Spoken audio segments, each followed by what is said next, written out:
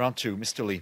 Sure. I wanted to ask on Burundi, just for the UN perspective, and I'm sorry if I missed you saying it. Is Mr. Djinnit in the country, or is he in Tanzania? He's in Dar. Okay, so I wanted to ask, there's some reports that the president, obviously, or the deposed president, whichever you refer to him, was also there, that the military or new leaders of Burundi, however you choose to refer to them, have tried to block people coming back into the country, including the president. Is that something that Mr. Djinnit's aware of? Is he trying to get back into the country? I'm not. He's right now in Tanzania, obviously having contacts with various leaders of the East African community and their foreign ministers who are in Dar. And has he been asked to brief the council? There may be some council briefing at some point. We'll have to wait for the presidency, and I'm sure if he's requested, he will obviously brief. Okay.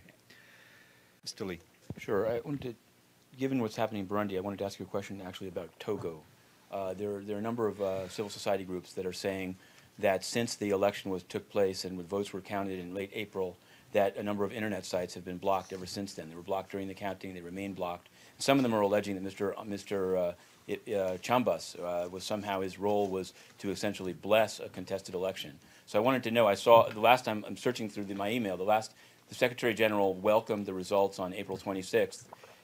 Who's been following it since then? Is there any comment by the UN system on the internet being blocked? I'll see if I can get an update. Okay. And also I wanted to ask you, you often do these, the announcement of the roll call of payers. It's been announced in Australia that the 2015 budget involves a 43% cut in funding to UN system entities. And so I wanted to know, I mean, obviously every country is free to do or not. What do you think of that? And is there some kind of a competing or parallel list that you're keeping of what do you think of a country? No, I mean, I think every obviously, as you know broadly, the UN is funded in two ways. One, it is through assessed contributions, and every time a member state pays its contribution in full, we flag it here. We haven't had one in I think over a week, so we hope to have some more soon.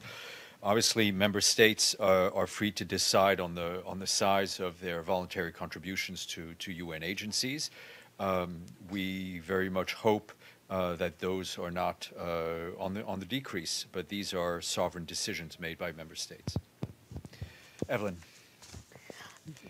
You might have mentioned this, but are the victims of rape in the Central African Republic getting any help from UN agencies or anyone else, psychological or anything else? It's a very valid question. I will check with the mission to see what is being done. Okay. Thank you all. See you tomorrow.